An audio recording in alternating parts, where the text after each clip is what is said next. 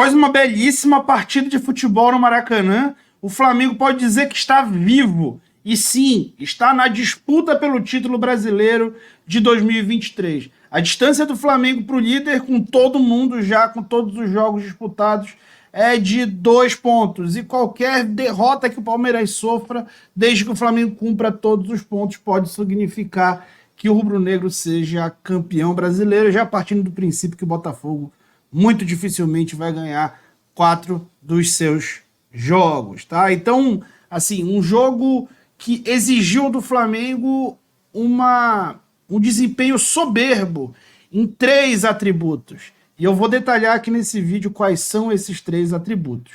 Gente, lembrando para você que a análise tática a gente faz baseado em conhecimentos adquiridos ao longo da vida. E você pode começar a adquirir o seu conhecimento sobre tática, né, sobre análise de desempenho no futebol através do curso Explorando o Jogo. O curso Explorando o Jogo é um curso introdutório de análise de desempenho que é feito pelo Laboratório do Futebol. O professor Rafa Scout é muito qualificado, consultor individual de vários atletas da seleção brasileira e vai poder te ajudar nessa tua caminhada rumo à tua qualificação profissional. Então aproveita que só está R$15 por mês ou pagamento único de R$149, você tem o curso inteiro, vai aprender a analisar, vai aprender a começar a tua trajetória aí com esse curso tão barato. Então aproveita aí, clicando no link na descrição do vídeo ou no comentário fixado e bora falar sobre tática sem tatiquez.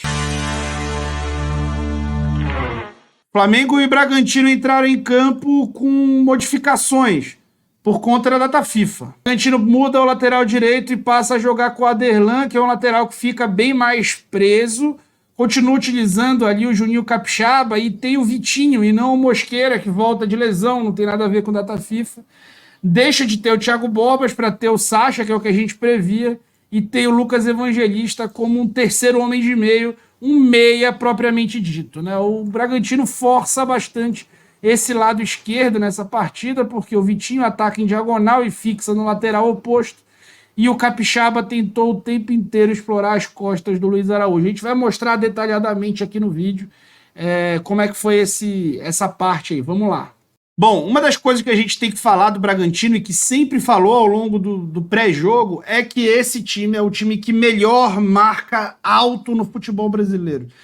É o time que mais pressiona, é o time que mais rouba bolas alto, o time que mais provoca chutão, o time que mais finaliza de fora da área e conclui suas jogadas. Então é um time dificílimo de ser atacado, porque no início das construções eles geralmente atrapalham demais. Aí o Rossi utilizou essa estratégia, né? E chegava perto da bola para sair jogando, para sair desse jogo estático que a gente chama para o jogo dinâmico, né? O jogo estático quando a bola está parada, e nesse jogo estático é o mais difícil de você conseguir sair jogando, porque você está com a defesa adversária totalmente concentrada e marcada para te marcar, né? E aí ele fazia esse fake para entender a temperatura, a pressão subia aqui, e aí ele, então, já que os caras estão com a arapuca pronta aqui, só querem que eu dê o passe para começar a sair com tudo, né, contra o meu time, eu vou sair longo, né? E aí, logo no primeiro lance, o Pedro conseguiu dar sequência numa saída longa que o Rossi propôs, o Gerson se aproximando a ele, como a gente sugeriu, conseguiu gerar quase uma chance de gol muito cedo no jogo. Mas a prática é que o Flamengo conseguiu até umas saídas longas boas, mas isso logo ficou bem marcado pelo Bragantino, que passou a dominar amplamente as ações nos primeiros 30 minutos de jogo, baseado nessa saída de bola depois do jogo estático. Aqui uma cobrança de lateral, jogo estático de novo, e essa saída de bola é bem marcada, gera uma bola nas costas aí do Mateuzinho, né, que não é tão novidade assim, e uma coisa que impressiona um pouco do Mateuzinho, né, e quem me acompanha há muito tempo sabe o quanto eu sempre o defendi, acho que ele tem muitas qualidades com bola, é que ele sempre está cobrando cobertura de alguém, né? Ele sempre está tão mal posicionado que você sempre vê um sinal dele manual cobrando cobertura de alguém. Aqui nesse lance ele fez de novo, era para ter colocado uma lupa, mas e aí o Juninho Capixaba consegue uma finalização, o Bragantino conseguiria outras nas costas do Mateuzinho, que tem muita dificuldade de dividir referência, e a gente vai mostrar um pouco mais. O Bragantino com a bola também tem capacidade de construir, e nesse lance, depois de longa troca de passe, conseguiu fazer um cruzamento no lado oposto. De novo, gente, esse tipo de cruzamento é o que motivava as tais idas do Rodinei à casa do Davi Luiz, que o Davi Luiz explicava como ele dividir referência. O que é dividir referência? O lateral, nesse tipo de lançamento do lado oposto, é o cara mais exposto da defesa, porque ele é o último cara e sempre tem alguém atrás dele. Nesse tipo de lance, o lateral tem que dividir a referência entre olhar a bola e acompanhar onde ela vai cair e acompanhar o homem que está às costas dele. O Mateuzinho tem muita dificuldade de acompanhar esse jogador às costas, de dividir essa referência. E o Vitinho cabeceou completamente livre, sem nenhum atrapalho, né? Depois, esse lance, né, que demonstrou ali por um momento falta de concentração do Flamengo, né? Uma bola parada, que conseguiram uma inversão no Aderlan, e ele quase abriu o placar para o Bragantino, isso aos quase 30 minutos de jogo. E, gente, esse time não tem mais o direito de, em 2023, falhar na concentração. Então, eu fiz questão de colocar aqui, é uma vitória, foi um ótimo momento, é para ser comemorado pela torcida, mas esse time não tem mais direito de cometer erros como esse, e esse erro poderia ter acabado com o Campeonato Brasileiro para o Flamengo. Vamos continuar acompanhando aqui. Após os 30 e poucos minutos, o Bragantino arrefeceu nessa marcação alta. Vejam que ao invés daquele pressing, né, aquela marcação alta, individualizada em cima de cada zagueiro do Flamengo, agora eles davam espaço, já mais num bloco médio, eles davam espaço para o Flamengo construir, só que o Rossi demorou para identificar que esse espaço estava sendo concedido pelo Bragantino e ficou tentando dar bola longa, aí não fazia mais sentido, e isso gerou uma pequena adaptação ali, alguns instantes de adaptação, até o Flamengo começar a conseguir trocar bem passes, né, e atrair defesa adversária. E aí o Gerson, né, volta, faz uma recomposição ótima, o Gerson fez uma grande partida, e o Flamengo sai rápido, né? A saída rápida do Flamengo faz com que o Bragantino perca essa referência individual desse jogo estático que eu falei para vocês, e deixa o Thiago Maia completamente livre. Para o Thiago Maia conseguir sair jogando de frente, ele precisa estar muito livre. E aí consegue fazer uma boa jogada ali, o Mateuzinho dessa vez subindo como volante, né, naquele sistema que eu já expliquei para vocês, e o Cebolinha faz uma boa finalização da frente da área, outro bom jogo do Cebolinha, né?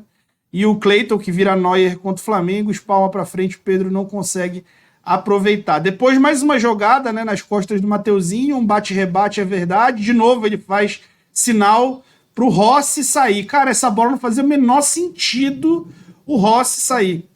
É incrível o desespero dele defensivamente, e aí o Bragantino por muito pouco não faz o gol e de repente estraga tudo. Gente, vamos já voltar para análise, mas não se esquece de deixar o teu like e se inscrever no canal. Só 70% das pessoas que assistem os vídeos que são inscritas, 30% não é. E a tua inscrição é muito importante para a gente aumentar em projeção aqui na nossa relevância, digamos assim, no debate esportivo nacional.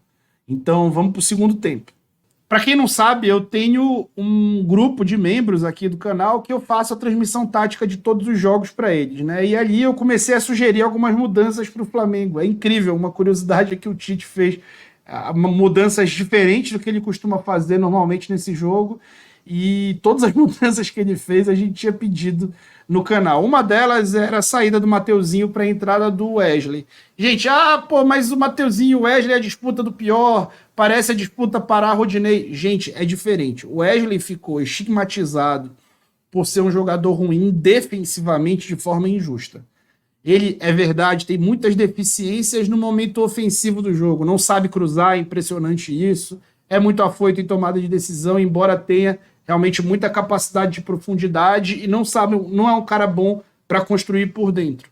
Mas defensivamente, o Flamengo resolve o seu jogo quando coloca o Wesley naquela posição pelo lado direito e o Gerson no lugar do Luiz Araújo, né? O Gerson no lugar do Luiz Araújo traz para o Flamengo um ganho de cadência, um ritmo de jogo melhor, com mais um meia em campo, com a entrada do Pulgar. O Pulgar não entra num 4-2-3-1 como um segundo volante. Ele entra na função pela direita para executar a mesma coisa que o Gerson executou no primeiro tempo, e o Arrasca passa a jogar mais à esquerda. Então, o Pulgar entra na linha de médios, digamos assim, desse 4-1-4-1. O Flamengo passa, desde que o Wesley entra em campo, a fazer uma saída de 3, com o objetivo de empurrar um pouco mais o Bragantino para dentro do seu campo, baseado em ter um homem a menos na saída de bola. Então, quando você faz a saída com 4 homens, você tem o objetivo de atrair o adversário para te marcar. Como o Bragantino já marcava alto, com muita competência, o Flamengo muda para a saída de 3 com o objetivo de empurrar. E espeta o Wesley, como você está vendo ali, muito com o objetivo de empurrar o próprio Juninho Capixaba, que era obrigado a marcar nessa jogada, ou mesmo o Vitinho. E o Maia continua sendo esse cara ali na frente da saída de bola com o Ayrton, bem mais preso do que o Wesley nesse momento do jogo. Né? E aí o Flamengo logo, desde o princípio do segundo tempo, começa a dominar o Bragantino, mas um domínio um pouco estéril, né? Um time que tinha a bola, trocava passes, tentava martelar em cima de uma parede, bater numa parede, e pouco conseguia construir chances de gol, né? Rodava a bola, tinha posse, que era difícil no primeiro tempo, o Flamengo conseguir ter esse tipo de troca de passe. Foi uma evolução, sim, mas uma evolução pouco contundente, né? Ainda era um time com muita dificuldade para jogar. Quando o Bragantino roubava a bola, e aí ele colocou o Mosqueira, colocou o Hurtado, o Mosqueira é um dos melhores dribladores do campeonato.